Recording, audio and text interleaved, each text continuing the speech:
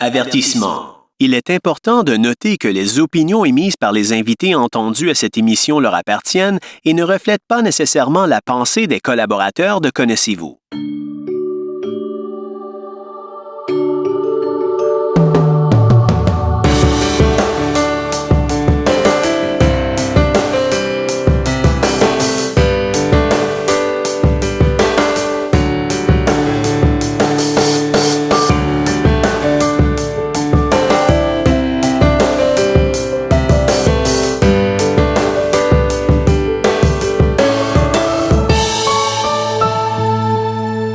Bonjour et bienvenue à une nouvelle émission de Connaissez-vous. Cette semaine, ça me fait plaisir de vous présenter une autre invitée que vous connaissez peut-être, mais que sûrement plusieurs personnes ne connaissent pas encore, bien que les circonstances font que son nom circule un peu, surtout dans le milieu des personnes handicapées visuelles. Il s'agit, parce que si je continue comme ça, je vais continuer longtemps, je vais autant la saluer et la laisser parler. Ça va être, je crois, plus intéressant et plus instructif. Mon invité aujourd'hui est Camille Saint-Laurent. Tout d'abord, bonjour Camille. Bonjour. Donc, toi, comme je le disais, ton nom circule sûrement un peu parce que tu es candidate pour Québec solidaire. Et en plus, la politique, c'est un domaine qui t'intéresse depuis longtemps. Donc, c'est sûr qu'on peut difficilement sortir la politique de la fille, mais il y a aussi autre chose que tu veux nous faire découvrir, tes passions et tout. Puis, on aimerait ça te connaître, comme j'aime le dire, du début. Donc, si tu veux nous parler de toi un peu, du lieu de ta naissance, de comment ça s'est passé au tout début, on t'écouterait volontiers. Bon, pour commencer, j'ai 23 ans. Donc, toute jeune quand même, dans les jeunes invités que j'ai reçus. Oui, effectivement. Alors, je suis née à l'hôpital Sainte-Justine à Montréal. Déjà, il y avait déjà une mauvaise augure sur ma naissance, en fait, parce que à la myosynthèse, ma mère elle a appris que j'avais des problèmes cardiaques. Alors j'ai eu une légère hypoplasie de la ventricule gauche, donc communément appelée le trou au cœur. Alors c'était épeurant un peu quand même comme nom, là. Ouais, effectivement. En fait, c'est ça. Donc j'ai eu une première opération. Et à ma deuxième opération, on m'a installé un cathéter contaminé. Alors, j'ai eu un endocardite, donc une bactérie qui s'est logée à mon cœur. Alors, à ce moment-là, j'avais 10% de vie. Donc, mais je suis miraculeusement là. 10% de chance de rester en vie? Oui, effectivement. Oh boy, OK. C'est... À cause de la bactérie, en fait, c'est un cathéter contaminé. Ouais, c'est ça, c'est la bactérie qui s'est transmise par le cathéter, puis ça t'a mis quasiment au seuil de la mort, là. Oui, effectivement, c'est sûr que j'étais tout petite. On a dû me gaver, justement, jusqu'à l'âge de 2-3 ans pour que je grossisse, parce que je pesais même pas 10 livres à 1 an. Oh là là, OK. Donc, très, très petite. Effectivement. L'avantage, comme j'aime des fois le dire, c'est que, à cet âge-là, tu devais pas t'en souvenir, au moins. Non, c'est ma mère qui t'a tout raconté ça. Oui. Alors, justement, à un moment donné, ma mère a trouvé que j'avais un regard bizarre. Alors, on a fait des tests et on a vu que j'avais les cataractes congénitales. Alors, je suis née avec des cataractes.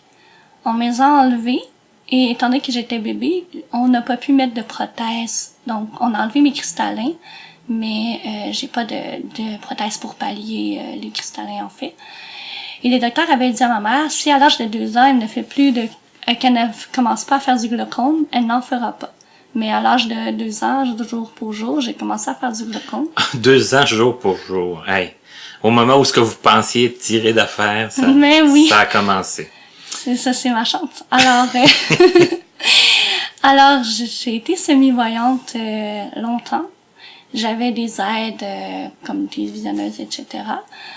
Mais je voyais pas plus de 10 pieds, à peu près aux 20 pieds en avant de moi. Et j'avais quand même un champ visuel un peu de périphétie du bas et du haut un peu réduit. Mais j'étais capable de lire les imprimés normales. J'avais pas de canne blanche, rien. J'étais capable de bien fonctionner malgré tout.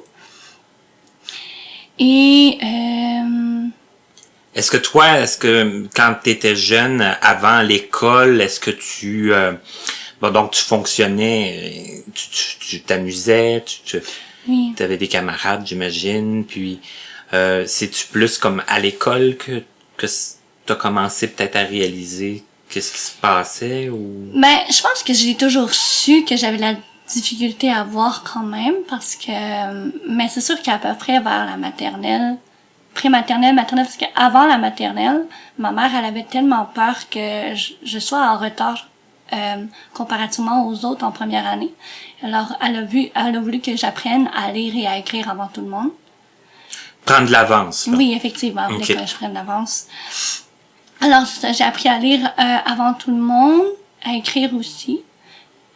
Et c'est pour ça aussi que quand j'ai commencé la première année, ça s'est très bien déroulé en fait. Et j'avais beaucoup d'aide aussi. J'avais une professeure itinérante qui venait à mon école parce que moi je suis originaire de Granby. Donc je suis pas originaire de Montréal. C'est ça, tu es né à Sainte-Justine, mais j'habitais à Granby. C'est ça. Donc t'allais à l'école à Granby, c'est logique. C'est ça, ok, bon. Alors, Ben, en tout cas, je dis c'est logique. Oui. C'est ça, donc ma professeure itinérante, elle venait aussi pour conscientiser les élèves à mes difficultés visuelles. Donc, à chaque début de rentrée, elle venait pour parler de mon handicap. Et au cours d'éducation physique, elle leur faisait mettre des lunettes qui avaient sensiblement ma vision pour que les élèves soient OK, pour essayer de voir un peu comme toi tu voyais, là. Puis est-ce que toi, parce que les enfants, on sait, bon, c'est curieux, puis ça peut être méchant aussi. C'était important qu'ils soient conscientisés, qu'ils soient... c'est ça, hein? Oui, c'est de la sensibilisation. Oui, sensibiliser. Et je trouve que c'est vraiment une très bonne idée, en fait. C'est une très bonne idée, malgré que j'ai vécu beaucoup d'intimidation. Ça a sûrement quand même déjà aidé les enfants, malgré tout. Et est-ce que tu parlais de l'éducation physique? Toi, tu faisais pas d'éducation physique? Oui. Ah oui, tu as fait de l'éducation physique. OK. J'avais des ballons avec des petits grelots. Oui. Mais oui, je faisais des choses. En fait, moi, je me limitais pas. Ma mère a jamais voulu me mettre de barrière. Alors, je faisais tout comme tout le monde. Je faisais mes cours d'éducation physique, je faisais des sports collectifs. C'est sûr que j'allais souvent à l'infirmerie à cause que j'avais le ballon sur la figure. Mais je m'entêtais à vouloir faire comme tout le monde. Alors, j'ai le prix à payer, je pense. Mais ta mère qui avait peur que tu prennes du retard académique, mais ne t'a pas protégé, devait quand même avoir peur quand tu dis, en plus, je devais souvent aller à l'infirmerie. Ça devait pas être évident pour elle de dire... Ben, c'est sûr, mais c'est pour ça les élèves devaient faire attention et tout. Et quand les sports étaient trop de contact, trop difficiles, mais je pouvais m'asseoir sur le banc, m'occuper du pointage, en fait. T'occuper autrement pour être quand même inclus dans le cours, mais sans risquer là, de manger les coups. Mais au primaire, j'ai vraiment fait l'éducation physique comme les autres. C'est vraiment au secondaire qu'on a essayé de trouver des alternatives. C'est sûr que les adolescents ils ont une force un peu plus, une plus grande force et tout, donc ça pouvait être aussi plus dangereux. Et comment t'as perçu ça au secondaire en général? Parce que bon, il y a l'aspect là, académique. Toi, t'avais des loupes, je crois, mais t'avais pas t'as pas appris le braille, t'as pas... Et c'était comment, admettons, moi j'avais une bête noire au secondaire là qui s'appelait la géographie. Pour toi, admettons, moi, ça a toujours été les mathématiques. Je sais qu'il y a beaucoup de gens qui ont... Ça pouvait devenir assez compliqué rapidement, les mathématiques, là. Oui, mais dès le primaire, j'avais de la difficulté en mathématiques et on avait trouvé une personne, je me rappelle, elle s'appelait Liette. je la salue. Mais mais cette personne-là s'occupait du service de garde et on l'a attitrée à moi. Donc parfois des fois elle me sortait des classes pour travailler avec moi mes mathématiques pour justement que je réussisse mes mathématiques malgré tout. Comme des espèces de cours de... Oui, un peu des cours particuliers, un peu comme quand les orthopédagogues venaient chercher parfois les élèves au primaire en retrait pour les élèves qui avaient de la difficulté d'apprentissage. Donc moi, c'est un peu le même principe, mais pour mes cours de mathématiques. Alors, elle m'a beaucoup aidée. C'est un peu grâce à elle que je réussissais mes cours de mathématiques à chaque année. OK. Donc, ça t'a demandé aussi quand même plus d'efforts, plus de persévérance. Oui, c'est ça. OK. Et là, je passe vite, mais si jamais tu trouves que je vais trop vite, tu me le dis. Mais quand arrive le secondaire, plus particulièrement secondaire 4, secondaire 5, on se met à penser à ce qu'on veut faire plus tard, si on veut aller au cégep. Pour toi, c'était quoi? Comment que ça s'est passé, cette période-là? Est-ce que tu avais une idée? Mais moi, j'ai toujours voulu aller dans la relation d'aide. OK. J'avais pas de métier en particulier, mais je sais que je voulais aller en relation d'aide. OK. Mais c'est vrai qu'on a peut-être sauté des petits bouts. Oui, ben, revenons-y. Parce que au primaire, en fait, comme j'avais dit, j'avais beaucoup vécu d'intimidation au primaire. J'avais des amis, mais souvent c'était des personnes qui étaient un peu hypocrites. Et, OK. Ouais. J'étais un peu hypocrite, donc je jouais beaucoup avec mes sentiments et j'ai beaucoup vécu d'intimidation à côté-là, beaucoup de rejet aussi au primaire, et ça s'est pas amélioré au secondaire, soit dit en passant. Mais en 6e année, j'ai une anecdote en fait, mais en 6e année, j'ai passé à une émission à Canal Vie qui s'appelait « Si un rêve m'était compté ». Et c'était, en fait, le but de cette émission-là, c'était que les enfants pouvaient réaliser leurs rêves. Et quand ils sont venus à l'école, je peux vous dire que tout le monde voulait être mon ami. Ouais. Uh-huh. Et j'ai vraiment vécu ça vraiment comme devant les caméras. Ah, Camille, c'est ma meilleure amie, je joue avec elle tout le temps. J'ai vraiment vécu ça comme ouais, on dirait que quand on a de la popularité ou qu'il arrive quelque chose, là, tout le monde va être avec toi. Et ça m'a vraiment rentré dedans. C'est là que tu peux parler d'hypocrisie, là. C'est que ouais, vraiment, effectivement. là, les gens en ont comme fait la preuve sans le savoir, mais de dire ah oui Camille, oh, oui on joue avec elle, puis alors que c'était très différent. Là, Mais c'est ça. Et là tu dis qu'au secondaire ça s'est pas amélioré, mais est-ce que... Mais en fait au secondaire, j'étais quand même introvertie. Je lisais souvent mes livres en classe, dans les pauses. J'allais pas vraiment vers les gens. J'étais pas solitaire, j'étais sociable, mais on dirait que j'avais peur d'aller vers les gens à cause du primaire. J'avais peur de me faire rejeter. Alors le fait que j'allais pas vers les gens, mais ça n'a pas vraiment aidé. Parce qu'on se comptera pas de mensonges, les gens le savent, là, pour la plupart. C'est que c'est sûr que c'est plus difficile de faire des contacts. Les gens vont moins venir vers nous. Si on va pas vers les gens, effectivement, faut aller vers les gens. Vraiment, il faut pas avoir peur. Mais moi, à ce moment-là, j'avais peur. C'est ça. Mes amis me suivaient pas parce que eux, ils allaient à une école privée. Et moi, cette école privée-là, je la nommerai pas parce que, en tout cas, je la nommerai pas. Non. Mais cette école privée-là avait dit à ma mère qu'il me voulait pas parce qu'il voulait pas débourser de sous pour mes adaptations. Et c'était l'école privée que mon frère fréquentait, que beaucoup de membres de ma famille ont fréquenté. Et là, je vais juste ouvrir une parenthèse, là. C'est que là, on est dans les années 2000, là. À ce moment-là, fin 90, 2000. Oui, c'est ça. C'est plus dans les années 50, 60, 70, là. Ça fait pas si longtemps de ça. Non, c'était des frères en plus. C'était des frères en plus. Et qui ont fait quand même de la discrimination, oui. Là, pure et simple, sans se cacher, là. C'est quand même assez aberrant. C'est effectivement, oui, c'est très aberrant. Après ça, je me suis dit, bon, j'allais à une autre école privée, mais elle a fermé quand j'ai rentré au secondaire.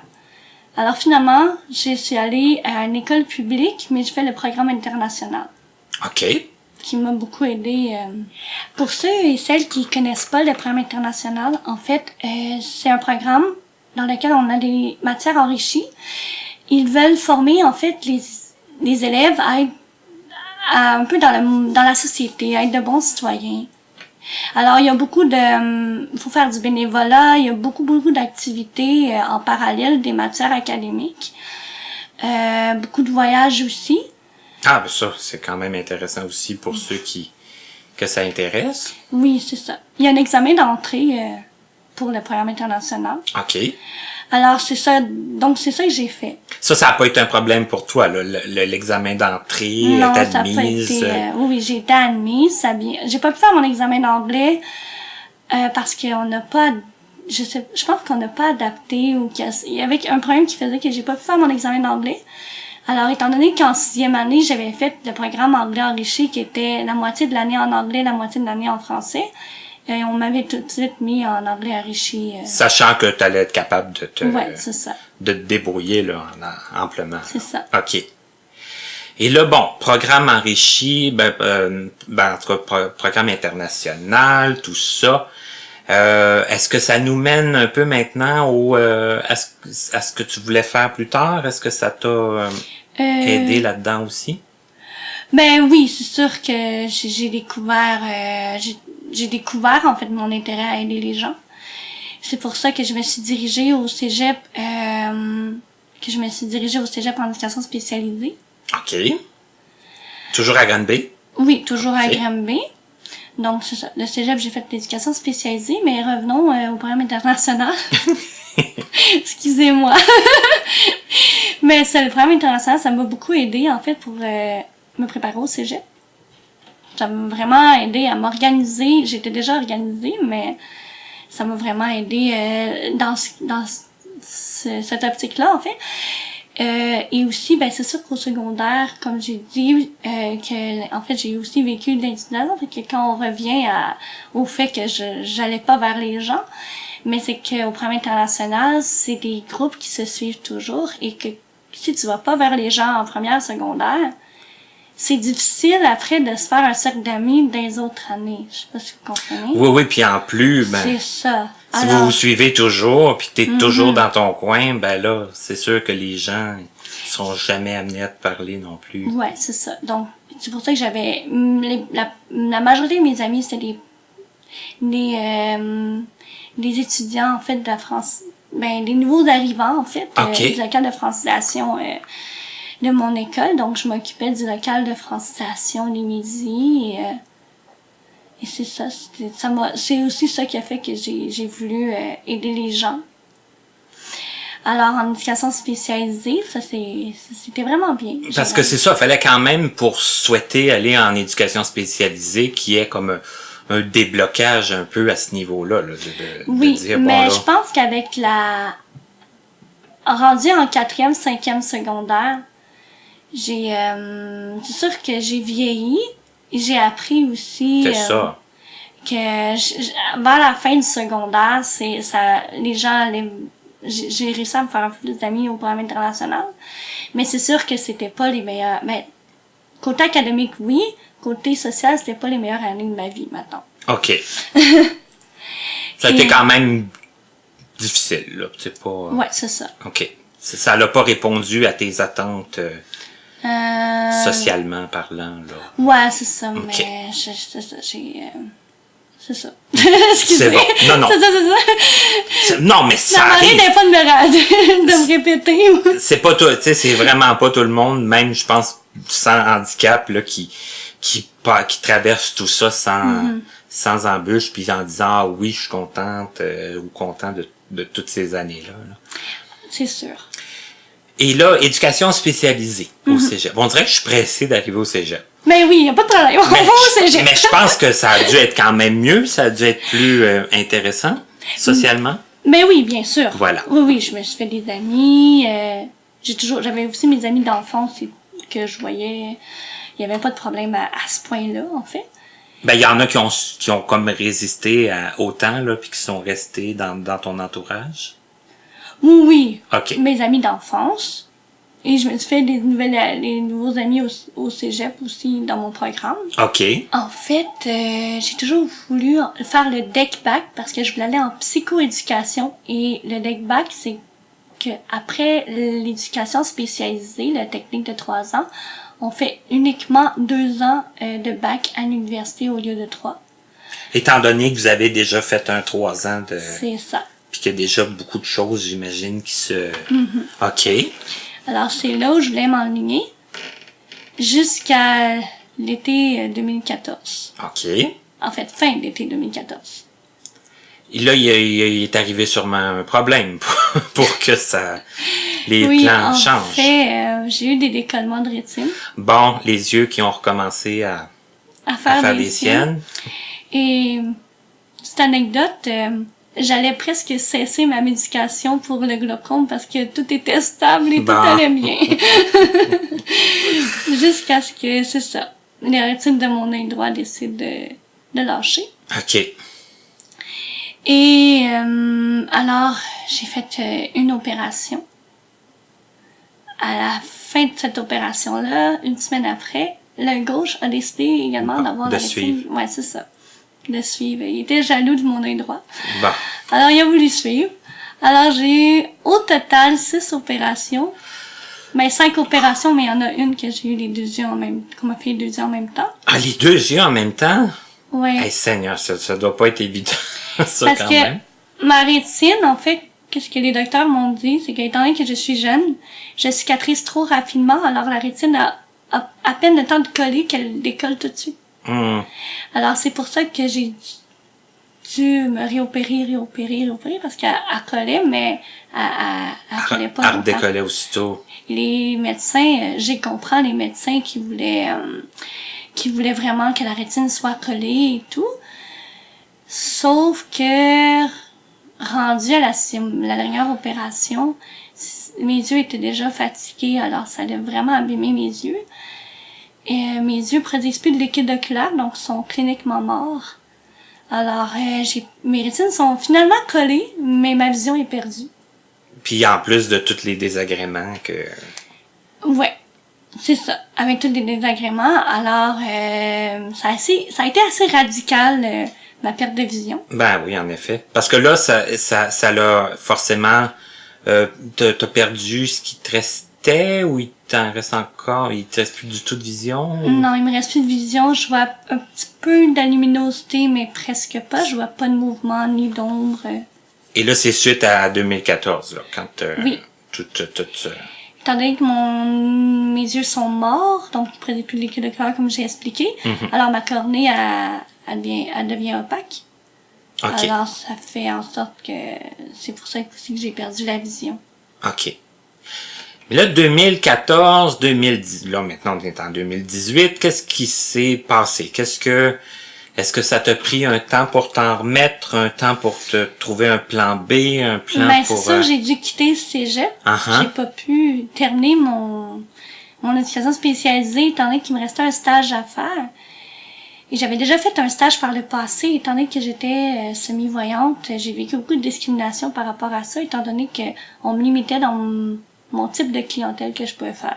Ouais. Et on s'entend que j'étais semi-voyante, mais je voyais quand même très bien. Donc, il n'y avait pas de raison à me limiter dans la clientèle. Eux autres, à partir du moment où ce qu'ils entendaient, problème de vision, ouais. Peu importe, là, c'était, on met des barrières. Oui, on est du genre à me dire, vous étiez la meilleure entrevue, mais à cause de votre vision, c'est sûr. Pas vous comprendre.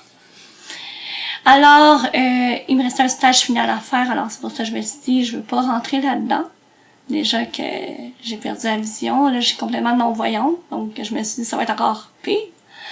Alors, j'ai fait un DEC sans mention qu'on appelle, donc j'ai fini mes cours de base qui me restaient au Cégep du Vieux-Montréal. Ah, ça que tu t'es ramassé au Cégep du Vieux. Ben oui, mais pour finir mes cours de base. Non, ben je dis ça un petit peu en riant parce que je suis allé là, moi aussi. OK! Oui, c'était pour finir mes cours de base qui étaient éduc, anglais et épreuve uniforme de français. OK. D'accord. Que j'ai fait, j'avais presque pas d'aide en plus, j'étais pas très bonne en braille à ce moment-là. J'avais j'avais pas de dictionnaire, j'avais rien, en fait, à part mon ordinateur. Fait que j'ai fait des vraies formes de français. OK, pas d'outils, beaucoup Ouais. pour te supporter J'ai un réussi peu. à avoir quand même... mais j'ai passé mon épreuve, en fait. Ben, c'est déjà bien. Ah oui, je suis vraiment fière de moi, ce côté-là. Mais c'est ça. Donc après, on va finir le côté académique, Oui. puis on va aller... parce qu'il y a beaucoup de choses dans les années, mais qui touchent à plusieurs aspects, donc c'est un peu compliqué. Donc on va finir le côté académique, puis on reviendra pour la suite. Ouais. Alors, c'est ça. Alors, j'ai fini mon épreuve de français et je me suis dit, j'ai découvert la criminologie. Ça m'intéressait beaucoup, mais j'avais pas la cotère pour rentrer en criminologie, étant donné que j'ai quitté le cégep et les travaux d'équipe au cégep, j'ai réussi toujours à me ramasser avec des personnes pas très travaillantes. Alors, ça fait en sorte que ma cotère a baissé de beaucoup. Alors, Ouais, j'ai ça pas t'a pu nuit. rentrer en criminaux. Mhm. Alors, j'ai fait un certificat en victimologie. Donc, c'est intervention aux victimes d'un criminel à l'Université de Montréal. OK. Je me suis dit, je vais voir l'autre côté de la médaille. Et après ça, ben, je m'inscrirai en criminaux. Comme ça, j'aurai les deux volets de la criminaux et de la victimologie. Et, mais pour la criminologie, malheureusement, c'est compliqué. Parce que moi, je voulais pas juste faire de la recherche. Et c'est compliqué pour l'intervention étant non-voyant, pour le volet sécurité. Oui, effectivement. Alors, c'est pour ça que j'ai dû changer à ce moment-là. J'ai changé pour de la littérature. Ouais, là, OK. Là, c'est tout qu'un changement, ça, là. Oui, mais parce que je voulais continuer la relation d'aide, mais j'avais peur d'avoir... De toujours avoir, dans le fond, les mêmes genres de réponses, Oui, puis les mêmes c'est genres ça. d'excuses, puis les mêmes genres de... Puis de pas d'avoir des diplômes en poche, mais de pas me trouver de d'emploi. Mhm. Puis c'est compréhensible parce que tout le temps puis l'énergie que ça prend pour ramasser ces papiers-là, les cours, les travaux, tout ça, c'est un pensez-y bien. C'est ça. Donc, je suis allée voir une conseillère d'orientation. J'ai toujours aimé écrire, mais elle m'a dit, je vous vois en littérature. Et moi, je me suis dit, ben, ça a l'air plus large comme domaine. Alors, je me suis dit, mais pourquoi pas?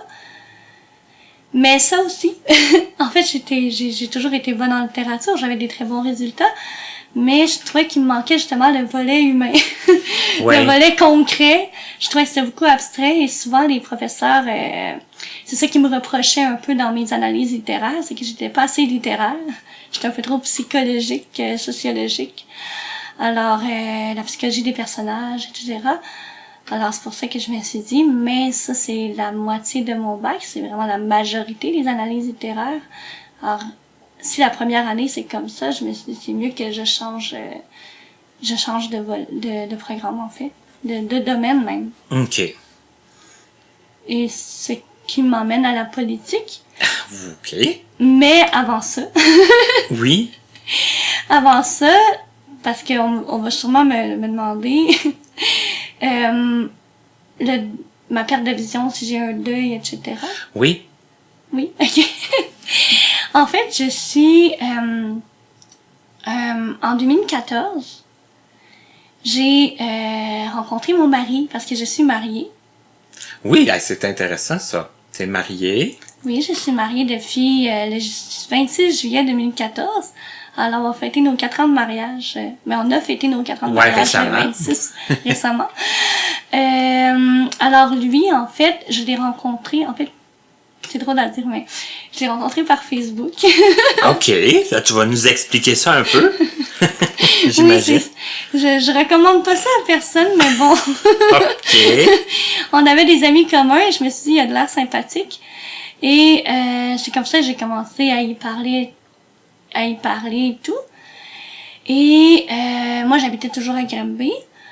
Et lui, à Montréal, en fait, mon mari, c'est un immigrant. OK.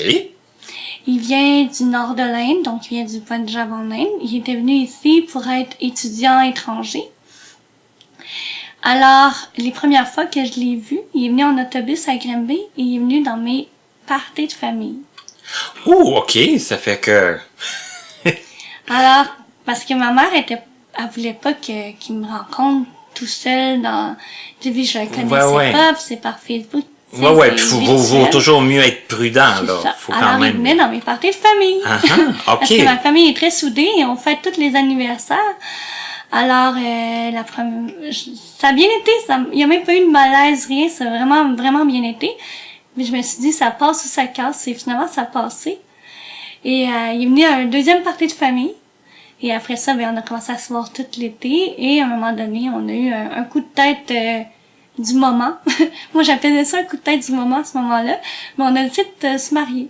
C'est ça, parce que ça s'est quand même fait assez vite, là. Oui, ça c'est, j'étais vraiment vite, vite La sur première rencontre, je suis sûr, tu dois te souvenir de la date, c'était quand? Tu le sais-tu? Ben, c'était en mars 2014. Et après, mariage là, en juillet 2014. on- C'était un bon mercredi de juillet dans un centre commercial. On s'est dit, hey, on se marie. Tout de Ouais. go. Tout de go, ouais. Ouais, mais 4 ans plus tard, ça fonctionne encore. Ça fait que ça... Oui! ça a pas Et été 2 un semaines trop- après notre mariage, j'ai eu mes décollements de rétine. Bon, ça, hein, fallait encore qu'il y ait quelque chose de négatif par rapport aux yeux qui se... Ouais, mais parce que les gens, souvent, ils me disaient ah, mais à mon avis, t'as marié pour les papiers, etc. Parce que Ah, on mais ça, connaît la c'est comme... chanson. C'est les répliques un peu... Oui. Mais moi, je me suis dit non. Pourquoi? Parce que il a été avec moi à toutes mes opérations. Il a passé des 10 heures à l'hôpital avec moi. Et honnêtement, s'il voulait vraiment les papiers, je pense pas qu'il aurait fait tout cet effort-là. Il t'aurait pas soutenu comme Non. ça, là, dans Je pense qu'il s'en aurait épreuves. trouvé, il serait allé à la recherche de quelqu'un de moins compliqué. Alors, c'est pour ça que il a toujours été avec moi. Il m'a vraiment supporté parce que c'était dur pour lui aussi. Sa famille habite en Inde. Il y a personne ici à part moi et ma famille. Mais il venait ici pour être étudiant étranger. Est-ce que c'était dans un but relativement court ou... Oui, non, en fait, il était arrivé à Toronto. Là, si je pose trop de questions personnelles, Mais non, tu me le dis. c'est pas grave. OK. Il est arrivé à Toronto. Ses parents, ils ont voulu, ils ont voulu qu'il commence sa vie au Canada parce qu'il y avait de la famille au Canada OK. pour avoir un meilleur futur et tout parce que en Inde, tu sais, il allait à l'université, oui, pas à l'université, il était à l'école, à l'école secondaire ouais, c'est ça, au niveau secondaire, mais tu sais, il était avec ses amis, il fêtait, etc. Alors ses parents, ils ont dit, faut faire un petit tour au Canada. Ils ont cru que de venir au Canada, ça peut allait être l'aider, bénéfique. etc. Alors, à un moment donné, il est allé à Toronto, puis il a décidé de suivre des amis au Québec. Il s'inscrit en support informatique. OK. Alors, c'était je pense que c'était une école de fin de semaine. Donc, il allait à l'école à la fin de semaine. Alors, c'est à peu près ça. Et quand quand j'ai eu mes décollements de rétine, il a dit que justement lâché ses études pour être avec moi 24 heures sur 24 parce qu'à cause de mes opérations, je devais avoir 2 semaines de convalescence où que je pouvais presque pas bouger. Oui, puis quand on se fait opérer aux yeux, là, faut pas trop se lever, faut pas trop forcer, faut pas, c'est assez abstraignant. Oui, 2 semaines, alors avec 5 opérations, ça fait 10 semaines en tout, alors il pouvait plus travailler. Finalement, il devait être avec moi tout le temps. Et c'est pour ça que j'ai pris la décision en 2015, en fait, de le parrainer. OK.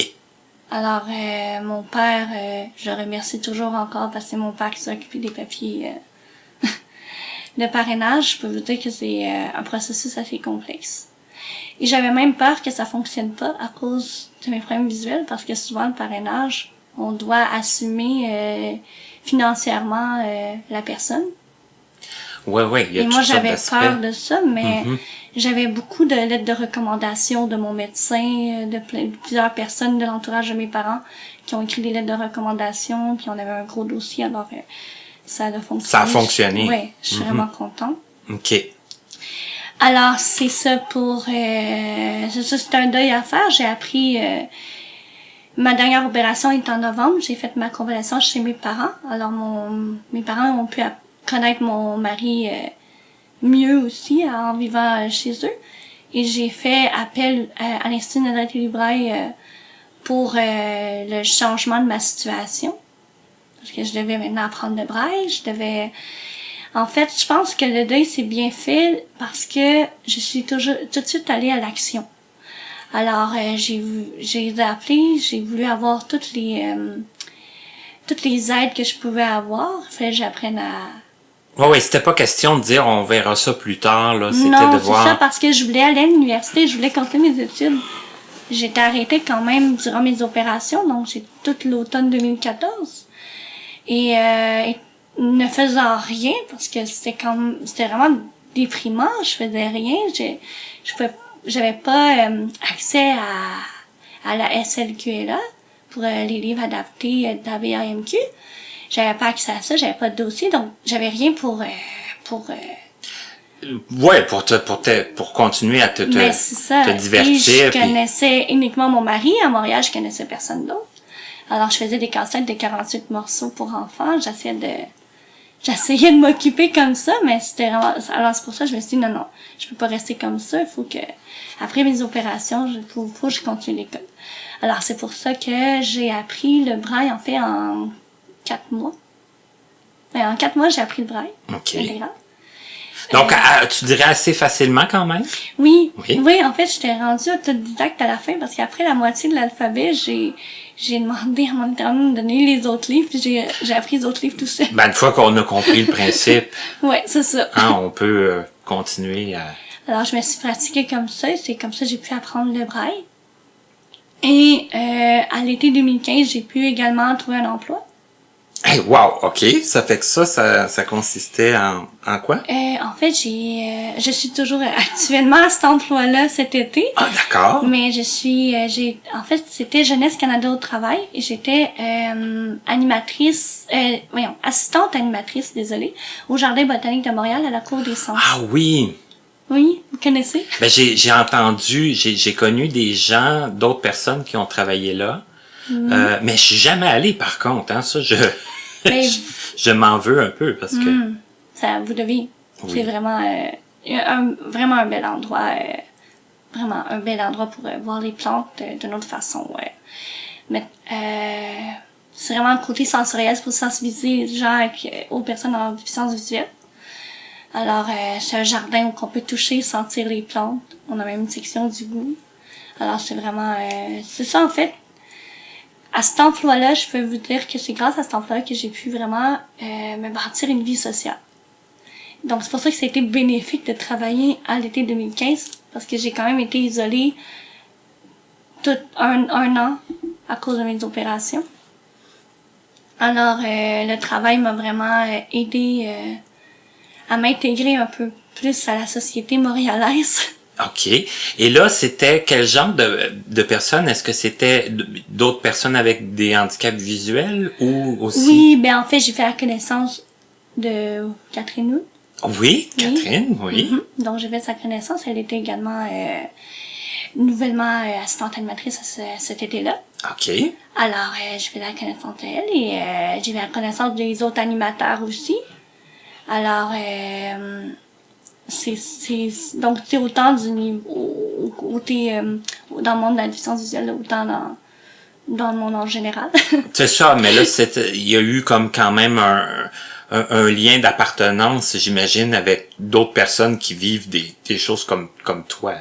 Oui, mais j'avais déjà des connaissances de personnes ayant une déficience visuelle parce que j'étais semi-voyante.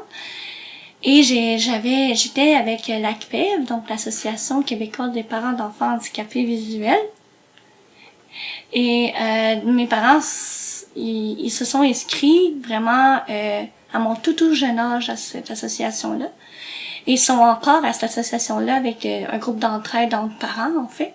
Alors, ils ont, tous leurs amis c'est les parents de cette association-là. Okay. Alors, j'ai connu des personnes de mon entourage. À travers? Oui. OK, puis tes parents se sont fait, eux aussi, des amis puis des connaissances.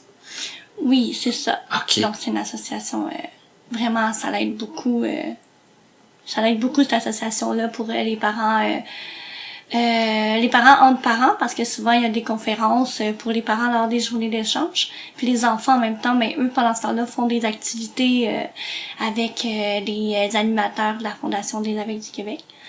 Alors donc c'est pour ça que j'ai eu des connaissances et j'ai pu également animer des ateliers, des conférences à l'ACPEV en 2015 après ma perte de vision. Mais là, animer des conférences, quand même, ça demande beaucoup de... Faut pas être trop gêné, faut pas être trop... Non, j'ai été en fait panéliste pour le sujet d'inclusion scolaire. OK. Et j'ai aussi animé un atelier dans une... Je sais pas comment on appelait ça, c'était un atelier, plusieurs personnes faisaient des petits ateliers, les parents se promenaient dans les kiosques. OK. Alors j'avais un petit kiosque, donc je me suis impliquée un peu comme ça. Où je voulais en venir avec tout ça? Je sais pas, mais si tu le sais plus, moi, je vais t'amener ailleurs. Avant qu'on fasse la pause, parce que le temps passe extrêmement vite. Ça fait Mais déjà oui, presque 45 minutes. Les voyages, parce que tu l'as mentionné, mais je pense que tu en as quand même fait, je sais pas combien, quelques-uns. Oui, j'en ai fait quelques-uns. Mon premier voyage, ça a été au Costa Rica. Et ma mère a toujours voyagé, soit dit en passant, elle a vraiment beaucoup voyagé. Et elle a voyagé en sac à dos. Alors, à l'âge de 7 ans, elle nous a emmenés, moi et mon frère aîné, qui est 2 ans plus vieux que moi, elle nous a emmenés au Costa Rica pendant 1 mois, en sac à dos. Donc ça veut dire, on part là, puis on sait pas trop... On sait pas où qu'on couche, on sait pas où qu'on mange, on sait pas où qu'on va. Puis on voyage léger, là. C'est ça. Bon, OK. Alors, elle en est des enfants de 7 et 9 ans. C'est sûr que c'est quand même... C'est jeune, mais ça doit être très formateur, j'imagine. Oui, j'ai vraiment aimé ça. Alors, j'ai poursuivi mes voyages. En fait, en 5e secondaire, j'ai fait 2 voyages humanitaires. Un au Guatemala et un en Équateur, 2 semaines. Et j'ai vraiment aimé ça aussi. J'ai vraiment... ça m'a beaucoup donné le goût aussi de m'impliquer, parce que mes bénévolats m'ont aussi donné le goût de m'impliquer socialement dans la société.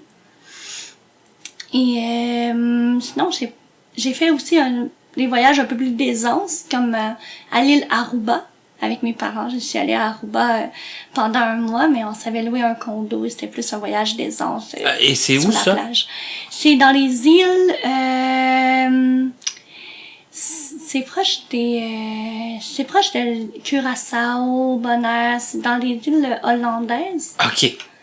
Alors, parce que moi, c'est pas avec mes connaissances géographiques, en tout cas, que j'aurais su c'était où. Mais c'est vraiment une très belle île. OK, d'accord. Et sinon, je planifie d'aller en Inde, justement, en 2020, voir mes beaux-parents.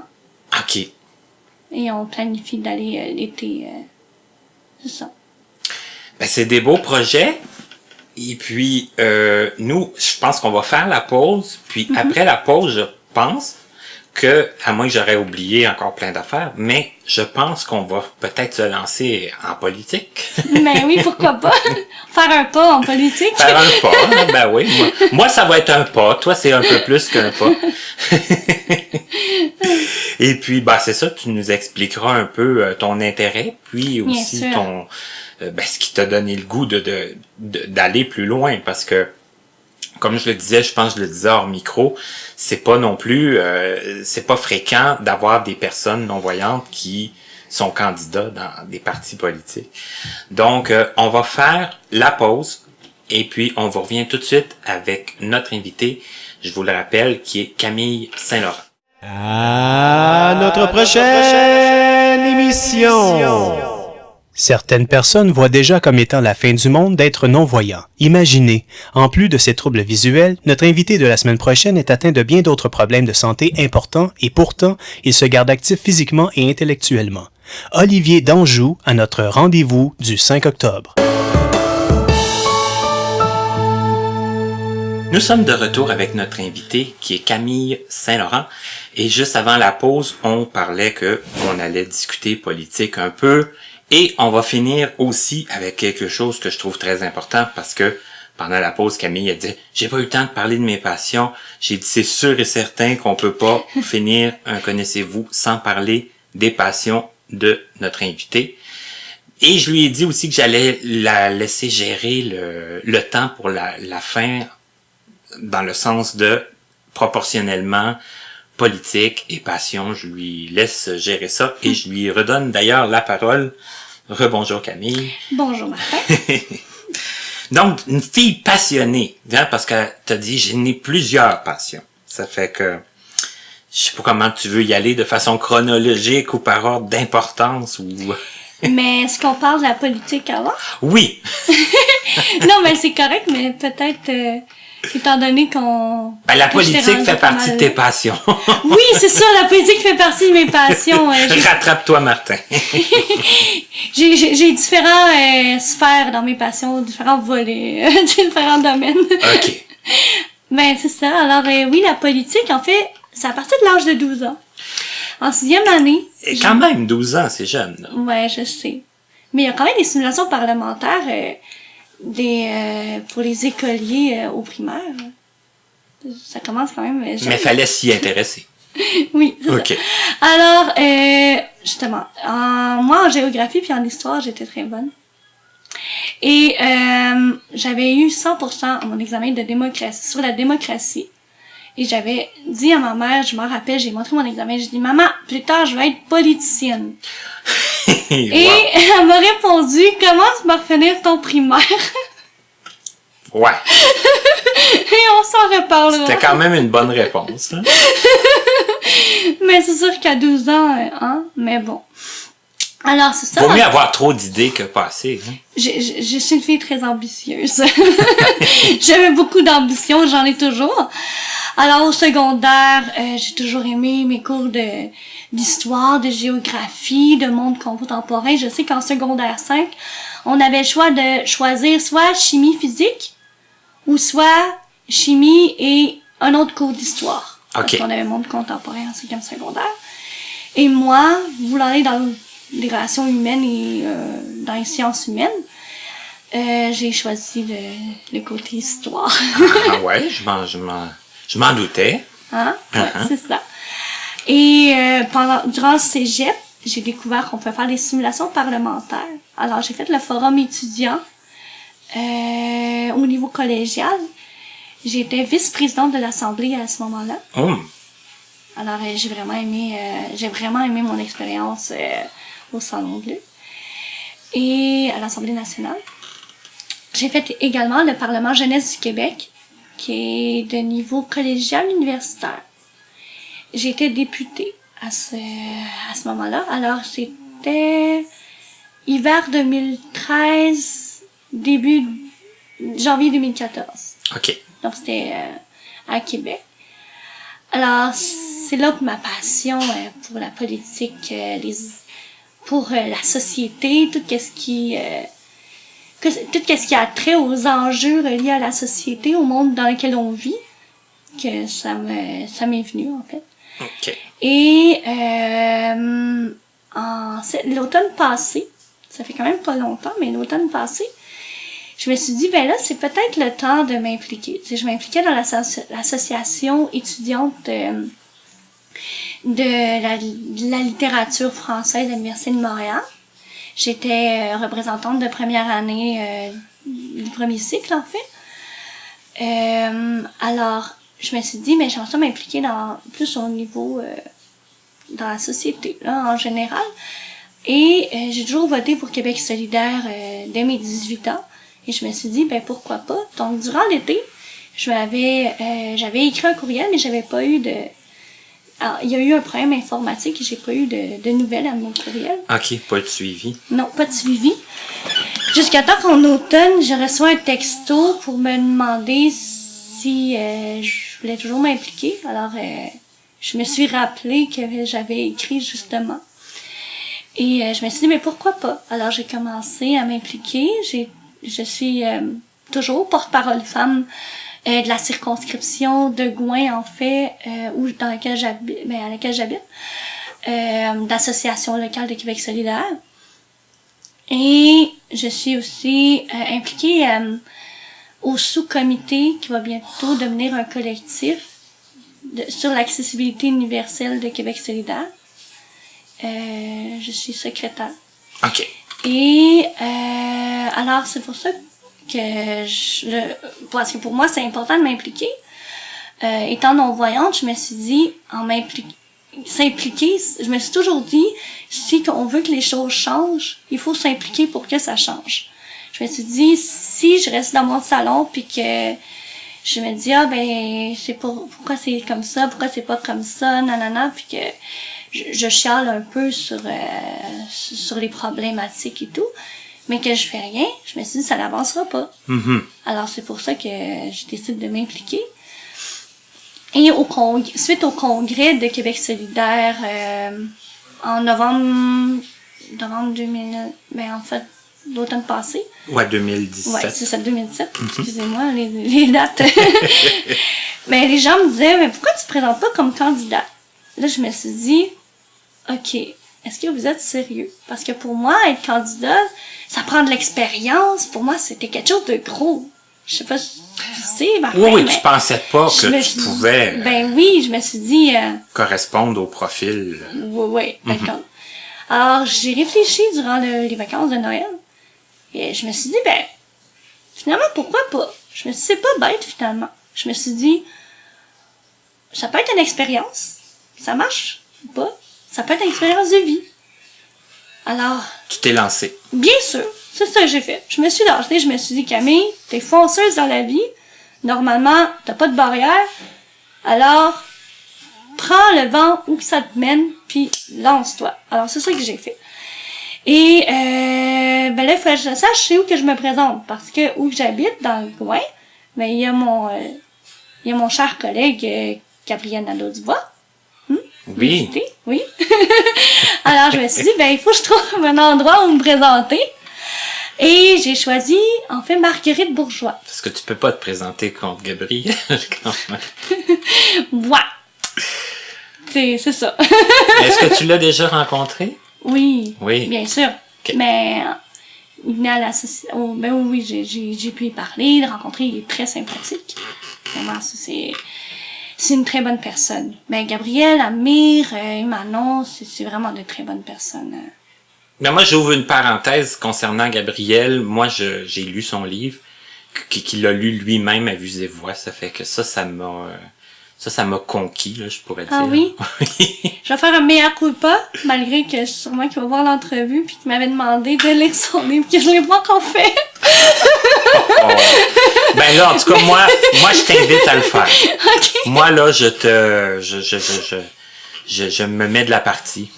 Parfait.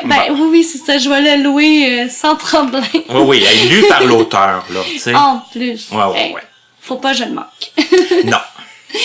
Mais c'est ça. Mais oui.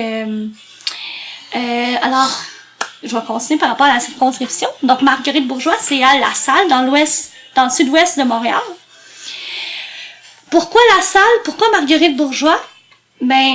Je suis souvent allée à La Salle parce que mon mari, en fait, je vous ai dit qu'il vient de l'Inde, du Punjab-en-Inde, et en fait, sa religion, c'est le sikhisme. Donc, les Sikhs, en fait, c'est les hommes qui portent les turbans. OK. En tout cas, c'est une religion monothéiste, je vais pas trop m'étaler là-dedans, mais j'allais souvent au temple sikh qui s'appelle le Gurdwara, qui est vraiment splendide à La Salle. Splendide visuellement, c'est plate pour ceux qui ne voient pas comme moi, parce que j'ai eu la chance d'y aller en tant que voyante. Ça ressemble un peu au palais d'Aladin, en tout cas. OK. Un peu comme le Taj Mahal. Ouais, en tout cas. C'est gros, c'est grandiose. Et je suis souvent allée, alors je me suis dit, c'est une communauté que je connais. Alors, c'est pour ça aussi que mais pas simplement pour ça, mais c'est un lieu aussi qui me fait penser à ma ville natale qui est Granby. C'est plus proche du fleuve. Granby, il y a quand même des points d'eau. Et c'est un peu éloigné de la ville, donc je me sentais un peu plus chez moi quand j'allais à La Salle. OK. Et c'est pas juste La Salle, Marguerite Bourgeois, c'est aussi l'île des Sœurs et l'île des Ronds. Mais bon, c'est majoritairement La Salle. Alors, c'est pour ça que là, je me suis dit, bon, là, ça y est, j'ai la circonscription. Alors, je me suis inscrite comme candidate. J'ai fait l'investiture. Il y a personne qui se sont présentés d'autres personnes de Québec solidaire sont présentées contre moi. J'ai été investie, je suis vraiment contente. Vraiment, Ben, pour tout moi, à fait, c'était, ben oui. même s'il y a personne qui se présentait contre moi, donc que j'avais beaucoup de chance quand même d'être choisie par les membres, parce que si les membres de Québec solidaire veulent voter Québec solidaire, c'est bon d'avoir un candidat. Alors, mais pour moi, c'est un accomplissement déjà en soi. Mes parents étaient là, ma soirée d'investiture, et vraiment, j'avais mon doigt sur ma feuille braille, puis à un moment donné, j'étais tellement dans mon discours que mon doigt se promenait, mais je disais rien. Alors, c'était vraiment un très beau moment. Alors, c'est sûr qu'il n'y a pas d'association locale dans Marguerite-Bourgeois, donc c'est beaucoup de circonscriptions. Je veux pas trop aller là-dedans, mais c'est beaucoup de circonscriptions sans association. Et c'est un comité électoral régional de Montréal qui s'occupe de ça. Alors, je dois construire mon équipe et j'ai des personnes qui m'aident et tout. Et c'est sûr qu'il y a des défis, en fait, que je peux rencontrer parce qu'étant non-voyante, je peux pas spontanément me dire « Ok, aujourd'hui, je m'en vais faire du porte-à-porte à la salle. » Ouais, pas comme ça, toute seule. Ou je suis allée au festival de la soupe à la salle avec mon attaché politique. Je peux pas me dire « Je m'en vais tout seul au festival de la soupe. » Non. Me perdre dans le parc des Rapides, c'est pas une bonne idée. Non, effectivement. Alors, c'est pour ça que c'est quelques défis que je rencontre, en fait. Des défis, par exemple, beaucoup de logistique. Quand il y a des événements puis que les candidats devaient aller sur scène, mais il y avait de la logistique parce qu'il fallait que quelqu'un m'accompagne. Alors, mais je trouve que c'est une force, en fait, que je sois non-voyante parce que ça sensibilise aussi les membres du parti puis les membres en général aux personnes en situation de handicap. Parce que Québec solidaire, c'est un parti qui se veut inclusif et accessible universellement. Oui, mais là, c'est une belle occasion de le prouver aussi. C'est ça. Moi, j'ai non-voyante, puis il y a d'autres candidats qui ont une déficience visuelle ou qui ont d'autres qui sont en situation de handicap, mais qui ont d'autres handicaps. Alors, je trouve ça bien que les candidats eux-mêmes représentent la diversité. Ben, tout à fait. Alors, moi, je trouve c'est un ça... défi pour moi, mais c'est un défi aussi pour Québec solidaire. Effectivement. Je pense que c'est un... Et pour la société en général. C'est une belle ouverture de tout le monde, je crois. Oui. Alors, c'est vraiment... alors, durant l'été, ça a été un peu tranquille parce que je travaille au jardin botanique. Oui. Toujours. Mais maintenant, je suis rendue animatrice. OK. Je suis assistante, je suis rendue animatrice. OK. Et cet été, j'ai pas juste fait la cour des sens, seulement fait la cour des sens. J'ai également fait une animation du botaniste Francis Salé, une animation de dessin. Imagine-toi donc. Mais quand même. Alors, je devais montrer aux visiteurs comment faire des dessins scientifiques de plantes. Et je suis non-voyante. Wow.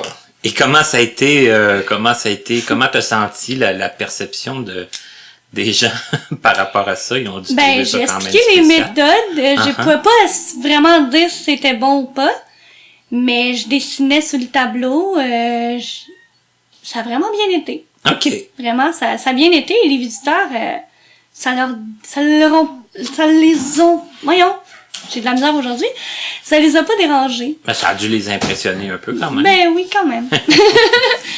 Alors, c'est ça. Alors, c'est ça, ça a été un peu tranquille cet été, mais je suis toujours présente dans ma circonscription. Je suis beaucoup présente aussi dans les réseaux sociaux, Facebook. Et je me dis, je fais le mieux que je peux. Je fais le mieux que je peux. Mon but, en fait, c'est vraiment de faire valoir mes idées, mes convictions, mes valeurs de Québec solidaire, puis c'est là que j'ai profondément.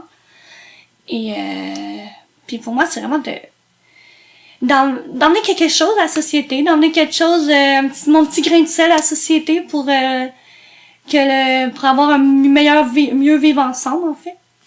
C'est une très belle mentalité, une très belle philosophie. Et là, quand il te reste du temps pour t'occuper de toi un peu, tu me parlais de tes autres passions. Oui. Ben c'est ça, je vois beaucoup ma famille. Oui, vous êtes avec une mon famille mari tissée serrée, quand ouais. il travaille pas. On fait beaucoup de trucs ensemble.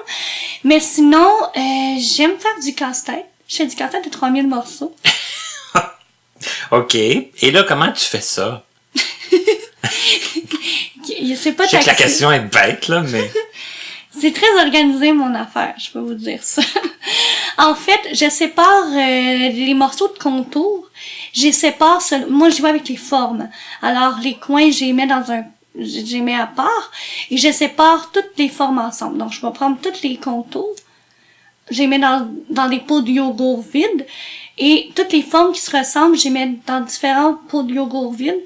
Et j'y vais avec les formes. OK.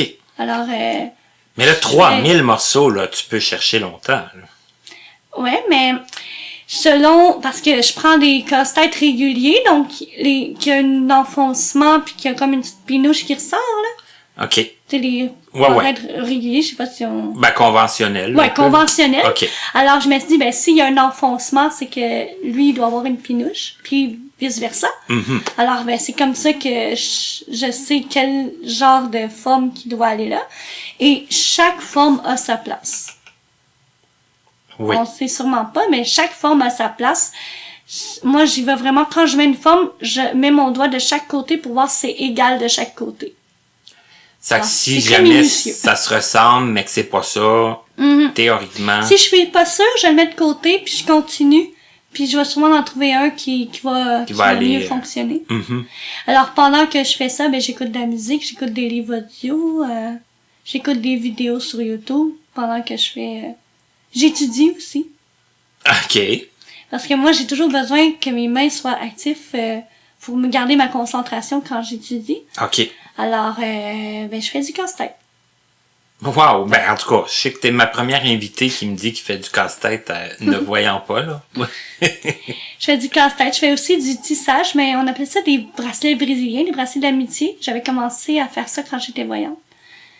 Et quand j'étais non-voyante, ben, j'ai essayé de continuer, mais de pas me limiter aux bracelets. Alors, je fais des sacs à main. T'as Alors, je comme fais ça- élargi ton... Ouais. Alors ça, je fais ça aussi quand j'étudie ou dans le métro, dans le transport adapté. Je l'emmène tout le temps avec moi. OK. Alors, je peux faire ça tout le temps partout. Et donc, ça me tient occupée. Il y a ça. Il y a la danse aussi. J'aime beaucoup danser. J'ai dansé depuis mon tout jeune âge. J'ai touché à beaucoup de sortes de danse, dont le Bollywood, la danse indienne. Parce qu'une de mes plus grandes passions, c'est l'Inde.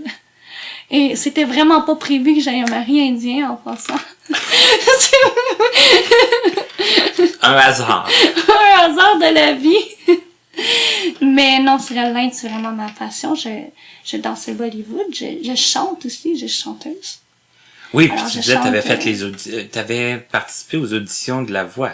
J'ai fait des pré-auditions, Des oui. pré-auditions. J'avais fait une petite chanson. J'avais décidé ça la veille au soir. OK, c'était spontané. Encore Oui, une c'est fois. ça, c'était spontané. OK. Et mais c'est ça. Alors le chant, mais j'aime beaucoup chanter de la musique indienne, justement les chansons indiennes. Hein, on reste. J'aime beaucoup cuisiner. Ah, OK.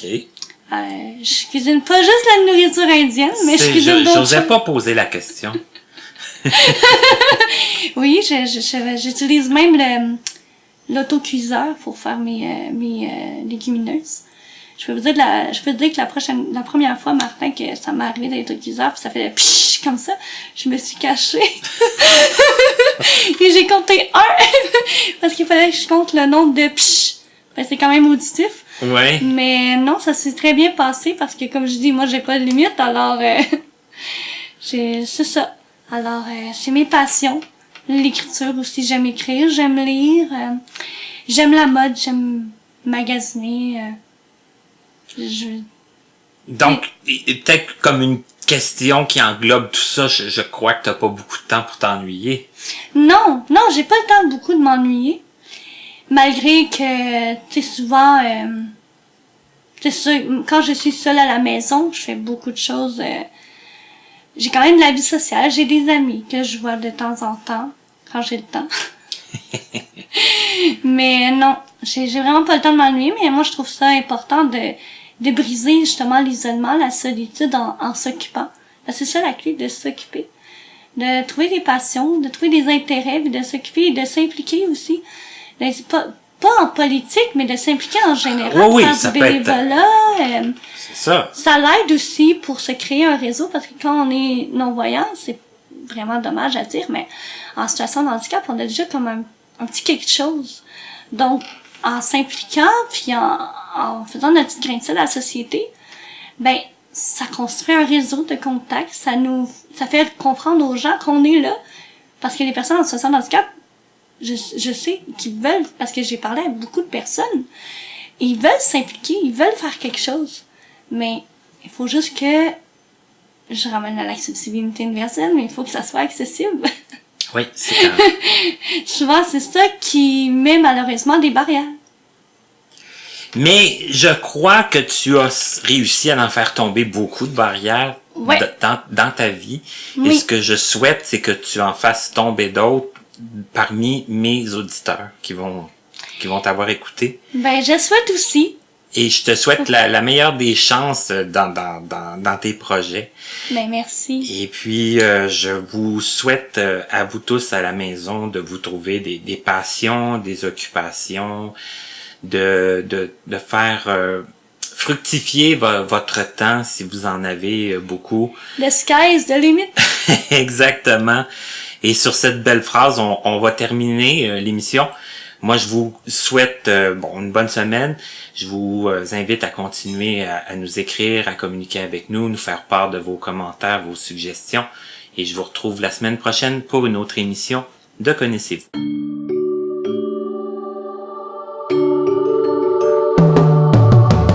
Vous pouvez communiquer avec nous en passant par notre site internet au www.martinchouinard.com ou à l'adresse courriel connaissez-vous2017@gmail.com sans tiret. Nous sommes aussi accessibles sur Facebook et YouTube. Nous remercions l'Association des aveugles de la Rive-Sud ainsi que la compagnie Point par Point Inc. de nous prêter gracieusement leurs locaux pour l'enregistrement de certaines de nos entrevues. À l'animation, Martin Chouinard. À la voix, la musique, l'édition et la mise en ligne, Stéphane Pilon, en collaboration avec Papillon Sonic. À la prochaine.